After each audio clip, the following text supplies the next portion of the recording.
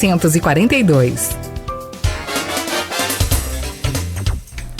7h30 em Campos, de volta com Folha no Ar, primeira edição, aqui pela Rádio Folha FM 98,3 e pelo Face também, com o nosso streaming ao vivo, onde você participa e interage conosco nesta manhã de quinta-feira, dia 3 de setembro de 2020. O programa de hoje tem a presença do jornalista Luísio Abreu Barbosa e nós temos a honra de receber o advogado da UENF, especialista em direito público e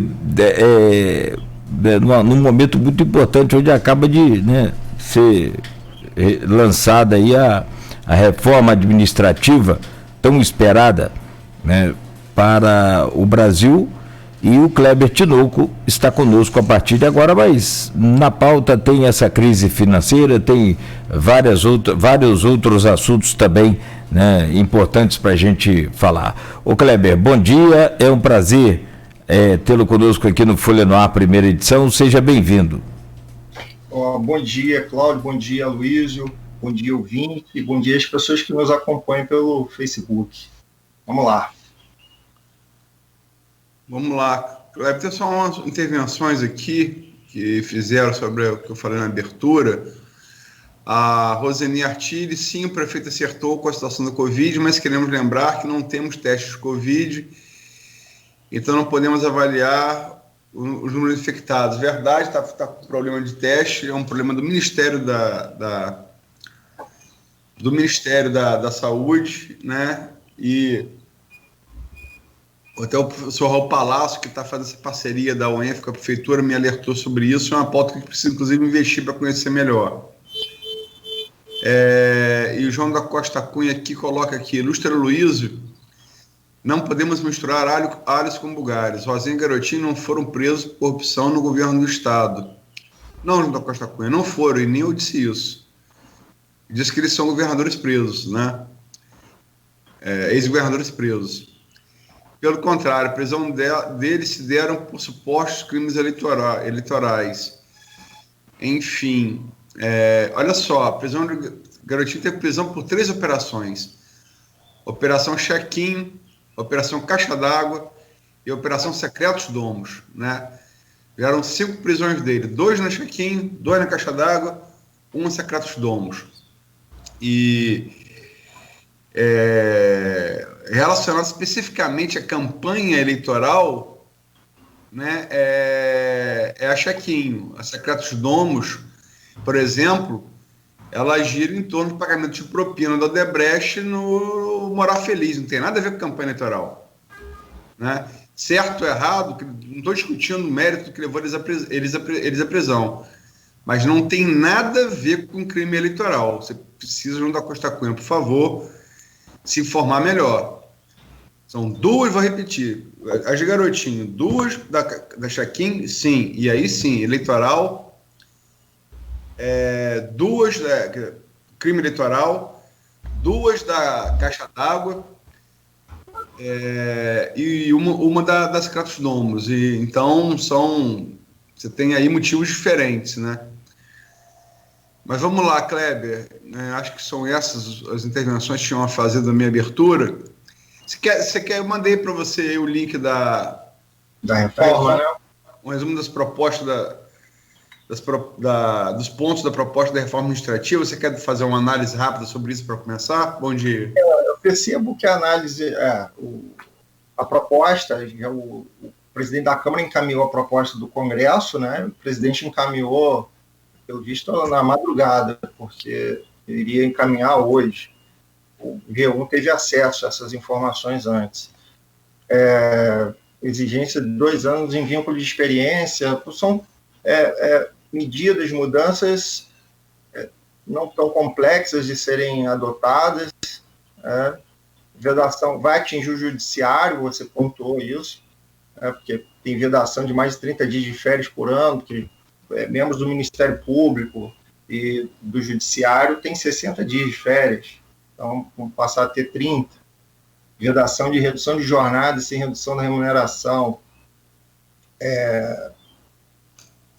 Então a jornada vai poder ser reduzida com redução da remuneração. O Supremo decidiu há pouco que não seria possível, mas isso aqui teria que ser por emenda constitucional. Vedação de promoções e progressões exclusivamente por tempo de serviço, porque existe a progressão por mérito e a por tempo de serviço. A proposta vem eliminar a possibilidade de progressão por tempo de serviço, banimento de parcelas indenizatórias sem a caracterização de despesas diretamente decorrentes do desempenho, vedação da incorporação de cargos em comissão. Isso é difícil, não é comum, isso ocorre mais no regime seletista, né? Incorporação de funções de confiança, vedação da aposentadoria compulsória como modalidade de punição, né? Também é o que você abordou, ou é o caso dos juízes e membros do Ministério Público, que tem essa punição. Uma das punições é a aposentadoria compulsória. Vedação da redução da remuneração por motivo de redução de jornada para os cargos típicos de Estado. Você vai vedar, vai proibir que cargos típicos do Estado tenham uma redução da remuneração. Claramente voltado para os militares, que outras funções seria difícil de você... Você tem situações em que claramente são cargos típicos de Estado, como policiais, bombeiros, e outras que você pode ficar na dúvida. Então, isso demandaria uma complementação, uma disciplina melhor por outra lei, por ato infraconstitucional. Não sei se isso certamente teria que ser feito por emenda também. Então, acho que são essas. O presidente da Câmara propôs redução do número de cargos, né, de cargos em comissão, extinção de cargos. Ele está extinguindo cargos. Então, acho que é até mais pesada do que essa. Essa reforma que o presidente Jair Bolsonaro está apresentando para o Executivo vai resolver muitas questões, mas eu acredito que o impacto significativo, a Câmara está propondo uma reforma mais dura. O que não quer dizer que a reforma proposta da Câmara não vai ser aprovada, né? Afinal, quem vai aprovar é a Câmara, né? Exatamente. Ela pode propor mudanças, né? A iniciativa do projeto, né, do Executivo, para que o efeito recaia sobre o Executivo. Só por isso, mas lá no Congresso a questão vai ser debatida e pode ser alterada. Sim, pode tanto endurecer como pode se tornar mais branda. Enfim, acho que o que ninguém discorda é que uma reforma administrativa é necessária, né? Uma reforma administrativa é necessária, mas veja que para extinguir cargos, a Constituição já tem dispositivo que assegura à administração a extinção de cargo. Artigo 169 da Constituição tem uma previsão nesse sentido. Depois eu até pego aqui para comentar, mas o artigo 169 da Constituição, aqui eu já selecionei para fazer a leitura, diz assim, redução em pelo menos 20% dos cargos, né, quando chega no limite da lei de responsabilidade fiscal, né, quando se ultrapassa o limite, a própria Constituição estabelece o caminho. Então, a gente está aqui discutindo o que fazer diante da crise, do aumento da despesa com o pessoal, redução de receita, o que fazer. A própria Constituição dá o caminho, dá o roteiro. Então, redução de pelo menos 20% dos cargos em comissão, em função de confiança, exoneração de servidores não estáveis. Se quem não tem um concurso recente, então acredito que a estabilidade já alcançou vários profissionais.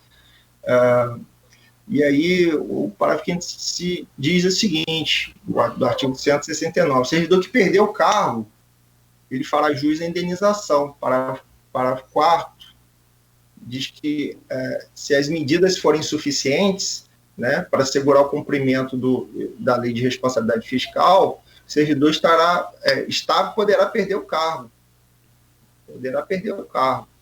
Então, o caminho já é dado a solução já é dada pela lei, pela própria Constituição.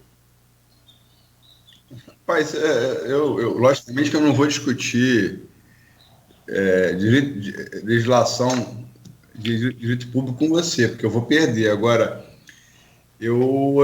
são duas coisas, são algumas coisas que cabeça de bacalhau, que eu nunca vi, cabeça de bacalhau, médico em campos que esse até conheço alguns, mas são muito raros, que não seja servidor público municipal, deve ter um em cada 100. E outra coisa, servidor que foi exonerado. Eu não conheço, esse eu não conheço. Deve existir. Acho até que deve existir, mas eu não conheço.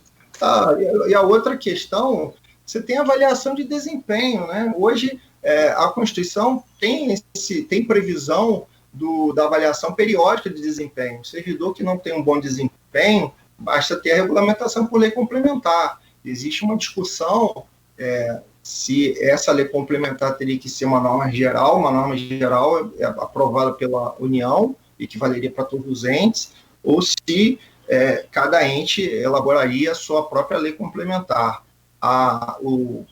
Existe uma DIN no Supremo discutindo essa questão.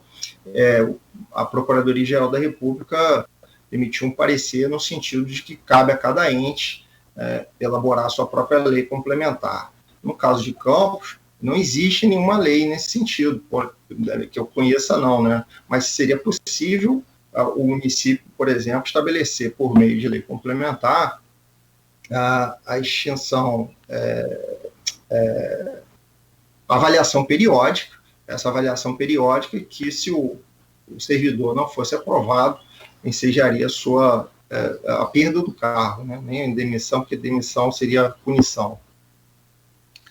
Enfim, se essa é uma proposta de mudança, acho que é como eu diria que é aquela coisa, discutir com você com base jurídica, eu não vou ter essa condição, eu sou leigo, mas o que eu quero dizer é que a impressão que eu tenho em particular e é que todo mundo que não é servidor público tem é de que é um negócio como ganhar na Mega Sena, né? É uma coisa meio rara. Mas, enfim, que tem. Como tem gente que ganha na Mega Sena também. Alguém tem que ganhar, mas na prática é um pouco difícil.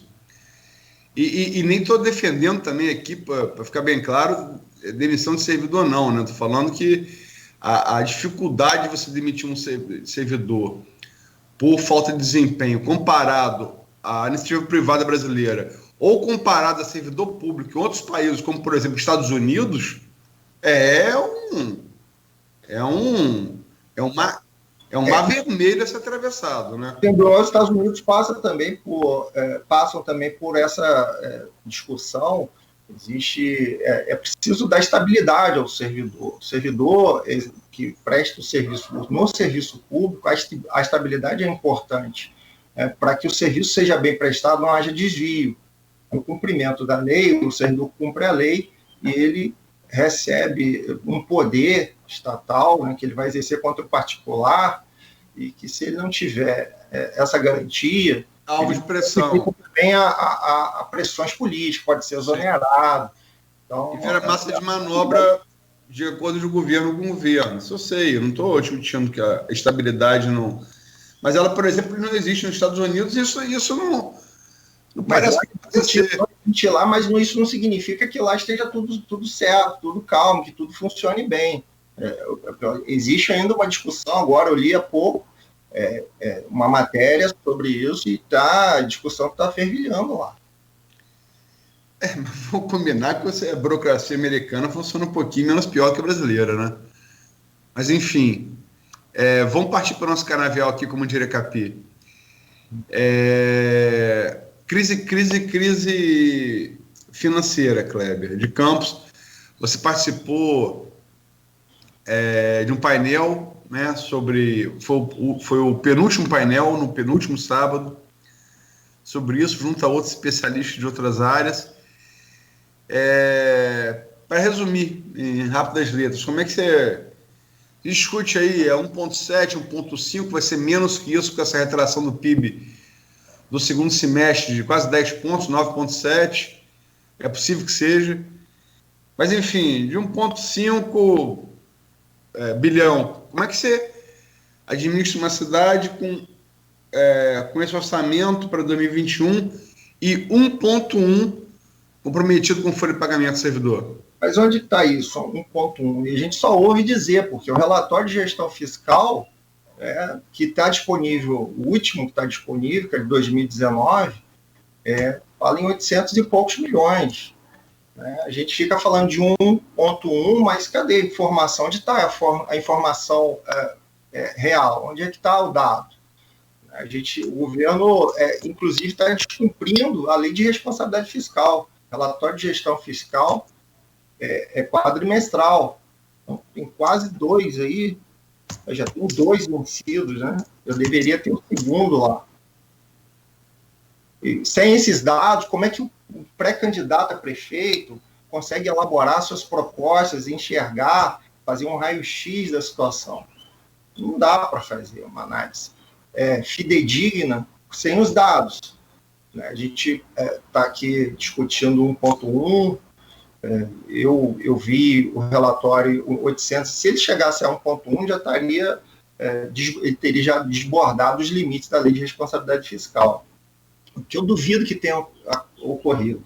É preciso que os candidatos, os pré-candidatos, melhor dizendo, cobrem do prefeito essas informações, porque eles vão precisar para elaborar suas propostas.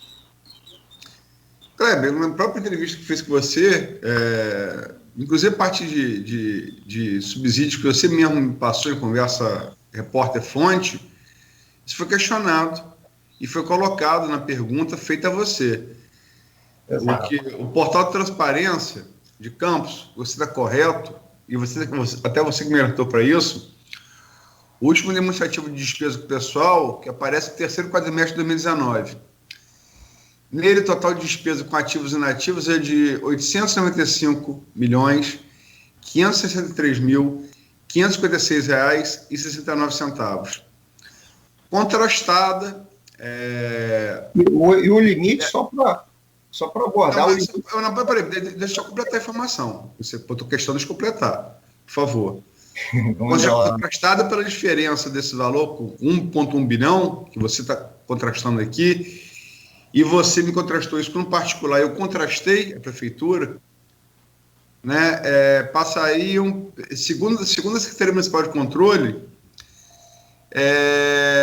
seriam somados esses 895 milhões e meio, mais 154.472, 154 milhões 472.616 reais e 10 centavos, com inativos aposentados, 24.932.178 reais e 55 centavos com auxílio alimentação, 6.822.822 reais e 45 centavos com estagiários. Chegaria, então, no total a 1.079.595.173 reais e 79 centavos. O valor está aí. Aloysio, mas é preciso recorrer ao relatório. A gente não pode prescindir do relatório. A informação é oficial, o relatório é de gestão fiscal. Então, eu não posso dar um crédito maior do que o que está previsto no relatório. Não posso dizer que o custo com o pessoal e que vai ser considerado, né, como limite de gasto de pessoal seja de 1 bi e 100 milhões. Eu prefiro confiar no relatório de gestão fiscal e que eu duvido que tenha chegado a isso. Você pode até ter outras despesas, né, que eles estão compondo, estão inserindo no cálculo, mas certamente essas outras despesas não entram nesse limite de despesa total com o pessoal. Elas estão fora desse limite. E aí seria um caso de ajuste. Esse ajuste nem a gente tem condição de fazer, porque o governo pode até ser testado agora. Os pré-candidatos podem solicitar essas informações, né, para que abordem isso, né, nas suas entrevistas, nas suas propostas, né, futuras aí. Daqui a pouco começa a campanha. Eu também questionei o Poder Público Municipal sobre esse atraso do demonstrativo de despesas com o pessoal, que está, como você disse, e eu repeti aqui, o último oficial no portal Transparência, o terceiro quadrimestre de 2019. E o alegado, eu não estou corroborando, mas estou repassando a informação, foi de que, por conta da pandemia da Covid, né, a crise da pandemia da Covid, isso teria sido postergado, né, com um amparo legal. Também não sou advogado para dizer que sim nem que não. Mas ainda que fosse verdade, é preciso que haja transparência. É preciso que essa informação seja disponibilizada. Olha, nós não vamos disponibilizar o relatório de gestão fiscal, porque estamos amparados numa decisão no normativo, na lei, na decisão do TCE. É preciso esclarecer. Não pode ficar no achismo, né? E na informalidade. Um diz, veio uma informação do governo. Por mais que a gente acredite, a pessoa seja honesta, que a gente seja correta. A informação ela tem que ser oficial, senão não vale. Como é que você comprova? Você vai discutir isso judicialmente? É fato que não pode ser provado, é fato não jurídico. Como é que é a história? O fato, para ser provado, o fato jurídico, o fato que vai ter efeito jurídico, que você pode perseguir efeitos jurídicos, é o fato que você precisa provar. Se você não pode provar, como é que você vai dizer que alguém do governo me disse que é um bi? Mas como é que a gente vai tratar disso? Como é que a gente vai fiscalizar se ele está cumprindo ou não, ou cumprindo o limite da lei de responsabilidade fiscal? Duvido que não esteja observando o limite. Duvido que não. Porque as consequências são gravíssimas, o TCE fiscaliza isso. O relatório é enviado para o Tribunal de Contas. Kleber, aí vai ficar para a entrevista aqui não tinha que ser contigo, tinha que ser alguém do governo, que a gente já fez aqui. Mas certamente isso vai ser contrastado quando for. Agora vamos lá. Vamos partir desse pressuposto aí que são 895 milhões para um orçamento de 1,5 bi. Se isso não estiver assim inferindo na capacidade, se não estiver ultrapassando a capacidade da prefeitura de poder pagar, você acha que esses atrasos de 7, 8 meses em RPA e esse fracionamento de pagamento de aposentado e pensionista e a previsão que o economista Zé Alves Azevedo fez aqui na terça-feira de que Campos talvez não consiga pagar ativos até o final desse ano, por quê? Porque o governo Rafael escolheu fazer assim? Porque isso é só especulação. Um outro prefeito... Não, mas eu preciso fazer especulação. Eu preciso fazer. Mas eu preciso fazer. Qual seria o motivo? Pacote de maldade, não quero me reeleger... Ele declarou isso, que corre o risco de não poder pagar? Falou. O governo tem alguém que disse isso do governo, se formalmente colocou, olha, já deu alguma entrevista para a TV, para o jornal, dizendo, olha, a gente pode não ter condição de pagar o servidor ativo. E eu duvido que não tenha condição. Olha, você tem entrevista de um rapaz chamado Antônio Garotinho, em dezembro de 2016, dizendo que o governo Rafael não ia honrar. Não é dezembro de 2019, não ia honrar maio de 2017. O Rafael conseguiu, judicialmente, na Procuradoria, sou do procurador Zé Paz, dos colegas lá com quem eu trabalhei, eles conseguiram uma decisão judicial para reduzir aquela venda, o pagamento daquela venda do futuro. E isso ajudou bastante. Mas o interessante, se a gente já tivesse nesse quadro caótico, as medidas mais duras já teriam sido tomadas. Né? É uma imposição da própria lei, a lei exige isso. Então, não acredito que o prefeito esteja descumprindo a lei escondendo essas informações, passando por uma crise e não, por exemplo, não extinguindo cargos. E tem outra coisa, se fosse a crise fosse de fato, por isso que sempre eu questiono o pregão eletrônico. Se houvesse uma crise de fato... O pregão eletrônico é do segundo bloco, bloco. Mas aqui vamos falar da reforma previdenciária, emenda constitucional no 103 de 2019, que é da reforma da Previdência, ela estipulou um prazo para os municípios se adequarem à reforma. Então, esse prazo é 30 de setembro. O governo vai encaminhar a proposta, entendeu? A alíquota vai ter que ser de 14%, se a Previdência estiver deficitária, a Previdência, o órgão previdenciário municipal estiver deficitário, como está. Ele vai encaminhar a proposta nesse período eleitoral, é a dúvida, mas tem previsão. Então, tem soluções que precisam ser adotadas. Se não adota, eu não posso dizer que está passando por crise. Se ele contrata RPA, se ele tem um monte de cargo em comissão, se não adota pregão eletrônico, se não eleva a alíquota, se não exonera cargo em comissão, como que você vai dizer que existe crise? A crise não pode ser seletiva, ela tem que atingir o todo. Não, eu acho, com todo respeito, eu acho que são duas coisas diferentes. Eu acho que dizer que tem crise, você é a primeira pessoa que eu estou entrevistando aqui que está questionando que é a crise. Eu estou dizendo que não tem a crise. Estou dizendo o seguinte, se você...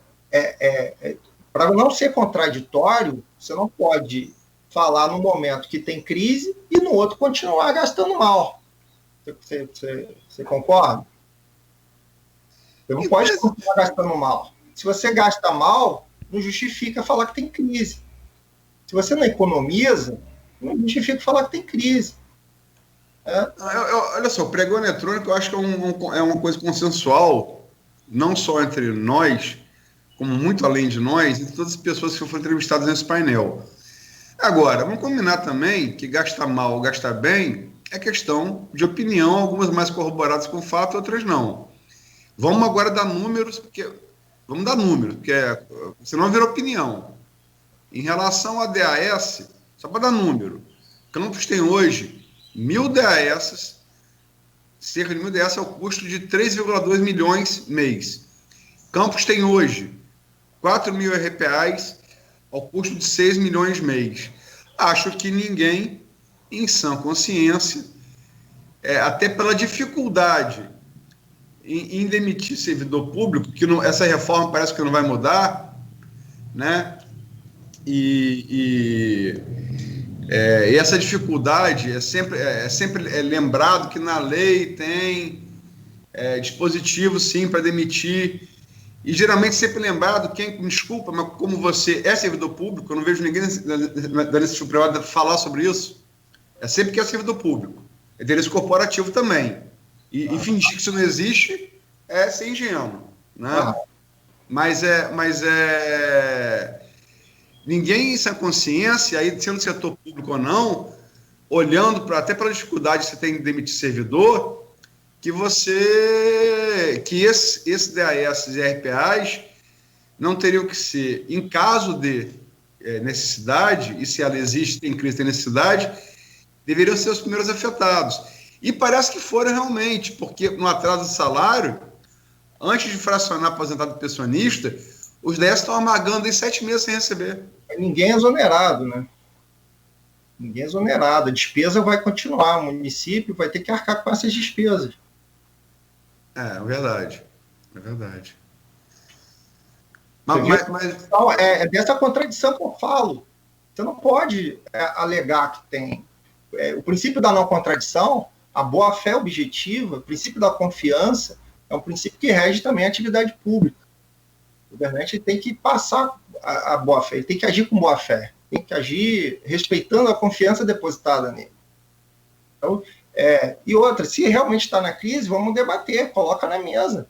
E eu não tenho dinheiro para isso, não tem dinheiro para... O que a gente faz? Faz uma audiência virtual, já que a gente está em pandemia, Vamos fazer uma audiência pública virtual. Chama a sociedade civil, vamos discutir. O que não dá de forma paralela, assim, não parece correto. A gente pode até ficar aqui apontando soluções, encontrando as causas, né, do problema, mas não é isso que vai resolver. É preciso abrir o problema para que a população conheça, para que as pessoas possam apontar soluções, discutir, como a gente está tentando fazer, sem conhecer, de fato, quais são os dados. Inclusive essa proposta de discussão, o professor Raul Palácio, que está aqui com alguns comentários aqui, comentando aqui no streaming, ele sugeriu que teve estado aqui, que também participou desses painéis, né? Ele sugeriu isso como a principal sugestão dele, né? Inclusive o Zé Alves também reforçou. Acho que todos vocês, de certa maneira, reforçam, né? Até os empresários reforçaram isso. Os empresários, por exemplo, o painel só com empresários, eles apontaram para a demanda de corte em pessoal, sim, redução geral e corte pessoal, mas apontaram que isso teria muito mais chance de êxito se pactuado, né, com os sindicatos e com a sociedade. Isso realmente, você tem razão, não me parece estar sendo feito, né? Aliás, não só pelo governo, como por ainda, pelo menos vamos esperar até que as pré-candidaturas se tornem candidaturas, por enquanto, por ninguém, né? Exato. O problema é a informação, e é preciso respeitar, tem que agir de boa fé, tem que expor os dados. Se você não expõe os dados, é possível fazer um debate sério, fica só na especulação. E aí a sociedade civil discutindo um problema que o município parece que encobre, que esconde. E o período eleitoral talvez justifique essa atitude. Né? Justifique em termos, né? Talvez seja a causa desse comportamento. Não tem justificativo. A lei está sendo descumprida. Então, o relatório de gestão fiscal era para estar lá, e não está. No portal da transparência, não está a informação. Falar em corte de servidor, aumento de carga tributária, mantendo todas essas informações ocultas, temerário, né? Eu acho que você gera um estresse desnecessário, inclusive, para o servidor, para qualquer pessoa que possa ser afetada, inclusive nós, contribuintes. Né? Você pode discutir aumento da carga tributária, se a situação estiver muito ruim. Que ninguém quer, né? Você tem várias maneiras esses painéis são para discutir isso, né? A discordância entre vocês próprios, entre os vários integrantes dos painéis, há discordâncias. Carlos Alexandre, seu colega Carlos Alexandre falou, por exemplo, em tomada de empréstimo, voltar para o empréstimo, tirando o Zé Luiz Viana, todos os demais discordaram disso.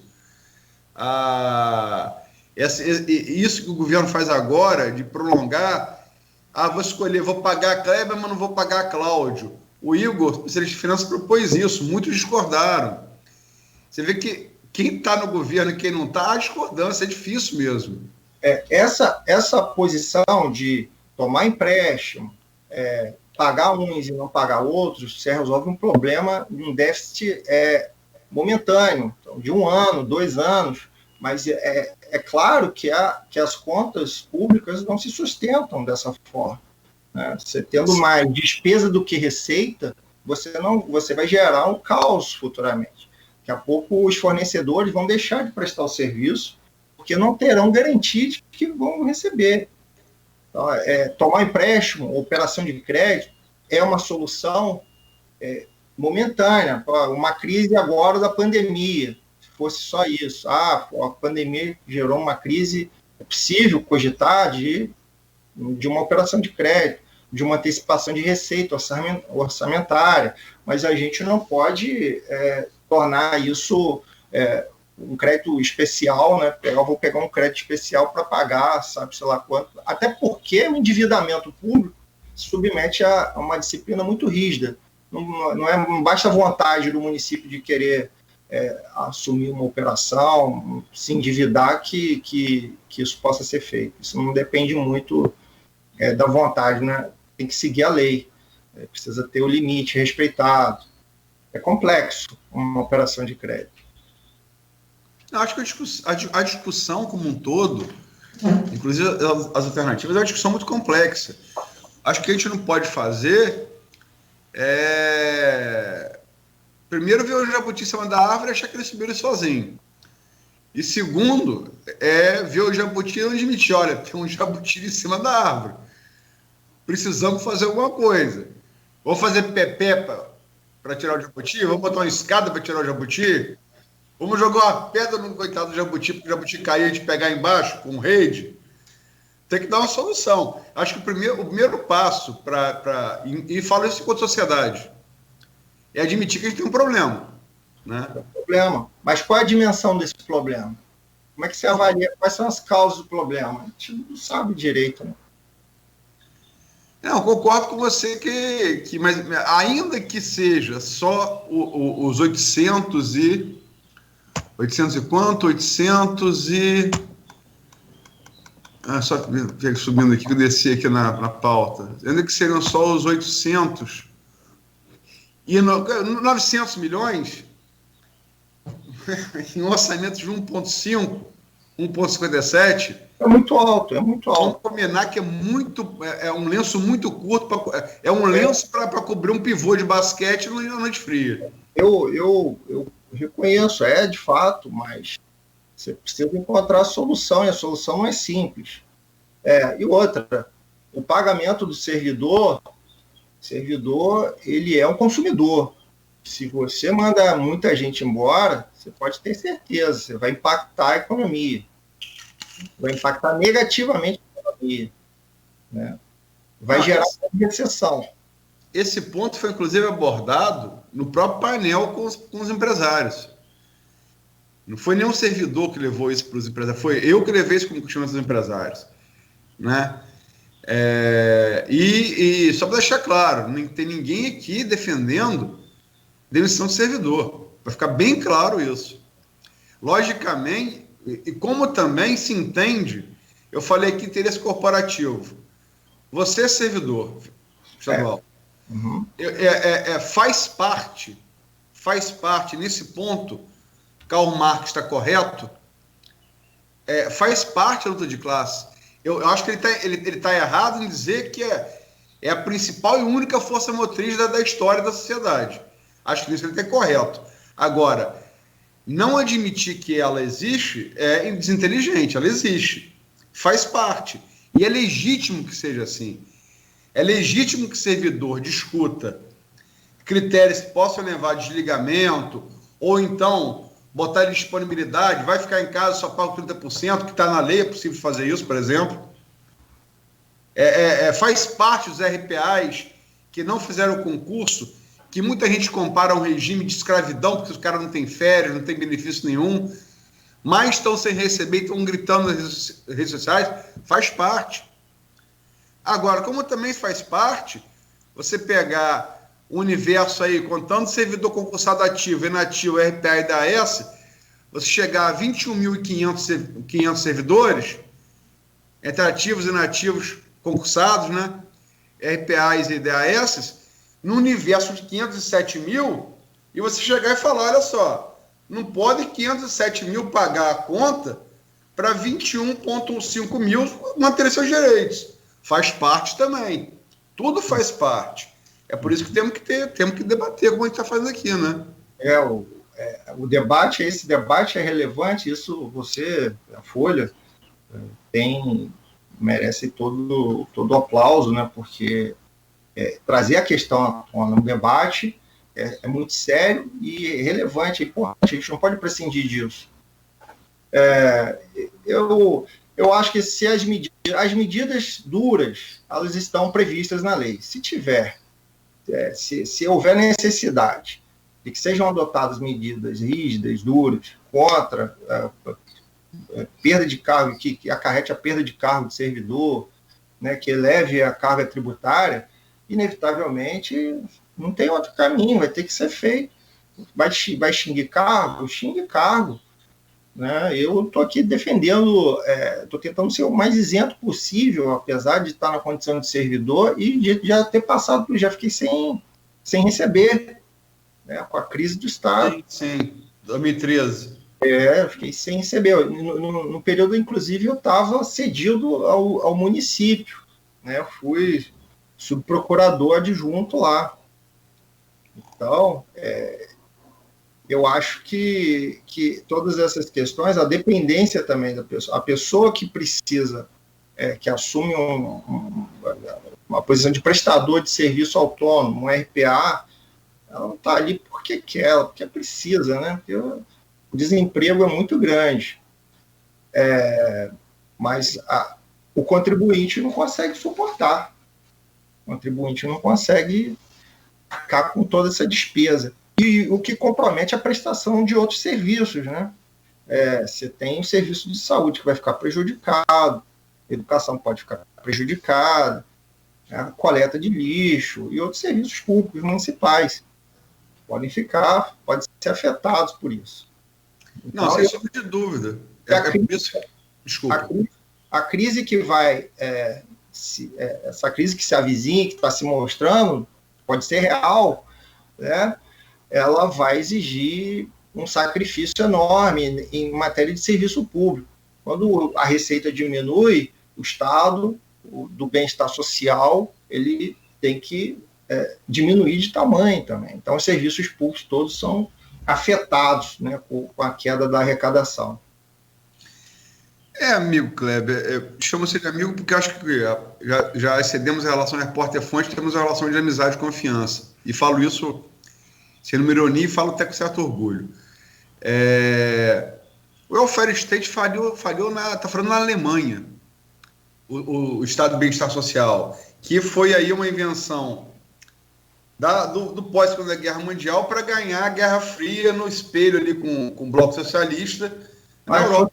Infelizmente, na Noruega. Sim, na Nova Zelândia, hoje é um belo exemplo disso, né? Mas ele tá sob risco, né? Agora... O Estado diminui de tamanho, mas sim, não tem como deixar de ser o prestador de serviço. E só para deixar claro, não sou defensor de Estado mínimo, não. Apesar de ser atacado aqui como comunista pelos bolsonaristas, também não sou defensor do Estado máximo, também não. Estado mínimo. Não existe... Os extremos são perigosos, né? Você tem que encontrar o meio termo. Quem é que vai prescindir? Vamos defender o Estado mínimo. Então, educação pública acaba, saúde pública acaba, as pessoas vão renunciar, apostam nisso, né? Porque chamam, isso tudo é comunismo. O Estado é gigante, o Estado está consumindo o cidadão, está pagando, a gente paga impostos e não tem retorno. Então, vamos deixar as pessoas, essas crianças que não têm escola, que alguém cuide delas aí, né? Boa vontade, alguém cuide delas, que os doentes fiquem aí, procurem chá, rezadeira, alguma coisa assim, nada contra, né? Mas vai curar suas doenças, seus males, buscando alternativas que não são dignas. E depois não dá para falar em meritocracia, né? E só para deixar claro, como essa discussão tem que ser como você colocou aí, ela tem que passar longe do corporativismo. Nas entrevistas, as entrevistas que a gente vem fazendo, elas vão se somando daquilo que falam os entrevistados. Eu entrevistei empresário e falei da possibilidade de aumento da carga tributária. Disseram que não. Falei com servidores, a possibilidade de corte pessoal. Aí falaram que não também. Eu contrastei uma coisa com a outra. Falei, se ninguém ceder, solução você não vai ter. Agora, só para concluir, se fosse para ser corporativo, foi da mesma empresa. E eu sou um cidadão que paga impostos. Logicamente, não sou servidor público. Já até fui. E foi um dos poucos pedidos de exoneração que eu conheço. Né? Servidor público pediu exoneração. Fui dar um ENF também com você. Mas, enfim, coloca-se, aumenta a carga tributária como opção, ainda que para a Folha da Manhã a empresa não seja uma boa e nem para a Luiza Cidadão seja uma boa. Mas a questão não é a Folha da Manhã a empresa nem a Luiza Cidadão, a questão é Campos e as pessoas que, como você falou, não podem ficar só recorrendo a chá e rezadeira para curar suas doenças. As pessoas que não podem esperar que a língua divina ali do pentecostalismo, baixa, a língua de fogo divina, baixa nas suas cabeças e lhes dê conhecimento. E saiam falando línguas e fazendo as 4 operações. Você precisa do Estado, né, para fazer isso. Para quem não pode pagar. Daí essa discussão. A discussão vai ser permanente, o pagamento de impostos. Você paga imposto enquanto você tem a sua empresa que vai pagar impostos. O cidadão, qualquer cidadão paga imposto. Então, até aquele, o mais necessitado, paga imposto. Quando compra alguma coisa, está pagando imposto. E engraçado, veja que, detalhe, eu tive oportunidade de contribuir na elaboração do novo Código Tributário. Você tem o IPTU em Campos, que em muitos lugares, né, o imóvel é um bem muito mais valioso que um veículo, por exemplo, na Pilinca, mas o IPTU, as pessoas reclamam de pagar o IPTU mais caro, mas gastam uma fortuna com o IPVA de carro. Então, o município ele sofre com isso. O município perde receita, né? Eu compreendo, a carga tributária no Brasil já é alta, né? Mas as pessoas não querem pagar. Existe há uma necessidade de todos nós de contribuir para a solução dos problemas da cidade. Então, todo mundo vai ter que fazer sacrifício. Se eu tiver que fazer, você fazer. Ainda tem aqueles que pagam o IPVA no Espírito Santo, né? Eu ia falar isso, Nogueira. Ainda tem isso, não pagam no Espírito Santo, mas tem gente com carro aí, vale, sei lá, quanto que paga de IPVA de seguro por ano. Paga uma fortuna, mas na hora de pagar o IPTU reclama. Você quer ver um negócio? Vai nos condomínios de classe C+, B e A, e assim, de noite, tem acesso às garagens, começa a observar as placas dos carros.